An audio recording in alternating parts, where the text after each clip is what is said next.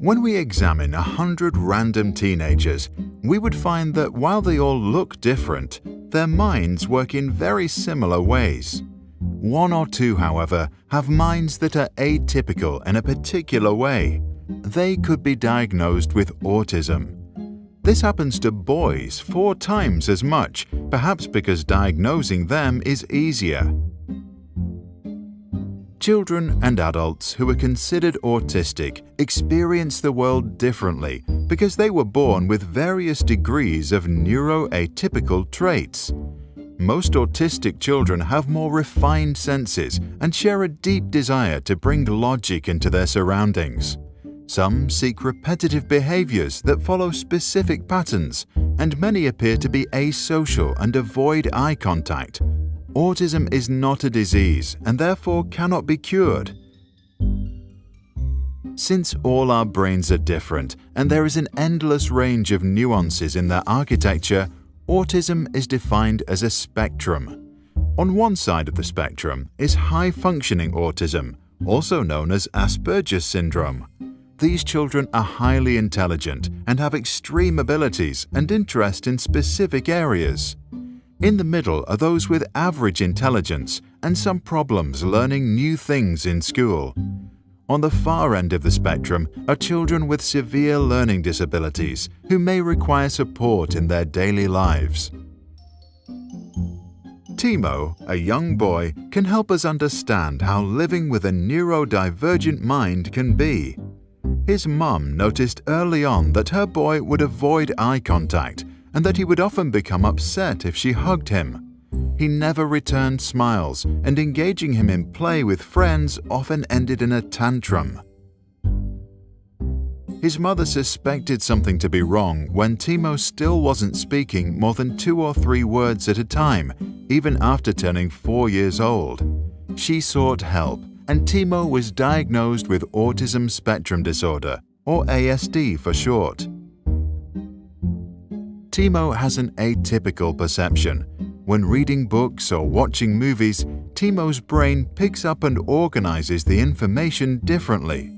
While his neurotypical peers categorize things and form schemas, for example, they identify everything with 4 legs that barks as a dog, for Timo, each type of dog is unique and categorized in Timo's mind individually. His attention to detail and inability to generalize makes Timo more objective in his perception of the world and less prone to a framing bias. However, it also makes all sorts of new experiences incredibly complex, which is why he loves to follow a rigid daily routine to limit his sensory input. Timo is highly sensitive. His brain amplifies whatever input it perceives. He hears everything and has a heightened sense of touch. However, this superpower makes situations where many people speak simultaneously very challenging. Timo hears everyone but understands nothing. The sensitivity to touch makes eating an intense experience. If a texture or flavor is too much to handle, Timo won't eat it. Also, walking barefoot on wet grass or playing in dirt overwhelms his brain. He has a fascination with logic. Timo naturally looks for patterns that bring logic into this world. Sometimes he also tries to bring order into his own behavior and ways of moving his body. When structured patterns are broken, he gets upset. It freaks him out when someone counts to 8 but doesn't continue to 10. Doctors call it an obsessive-compulsive disorder, or OCD. Timo experiences social disconnection. He has trouble connecting with others because social settings overwhelm his sensitivity and desire for order.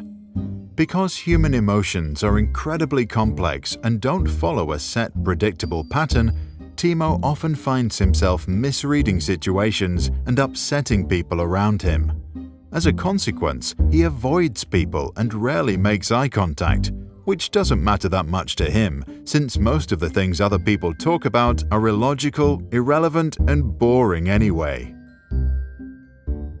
For 4 years, his mother had him treated by a therapist who would show him images of faces to help him learn to identify feelings. This meant he got better at identifying facial expressions and corresponding emotions. However, personally, he is still not very interested in reading faces or establishing new social contacts. He has 2 friends who share the same interests and couldn't wish for more. Since Timo's autism is not an illness we can treat, but rather a different way of him experiencing the world, the question remains whether we should try to change him through therapy or accept him for who he is. So, what do you think? Should we treat children with autism with therapy or celebrate them for who they are? Or perhaps do both?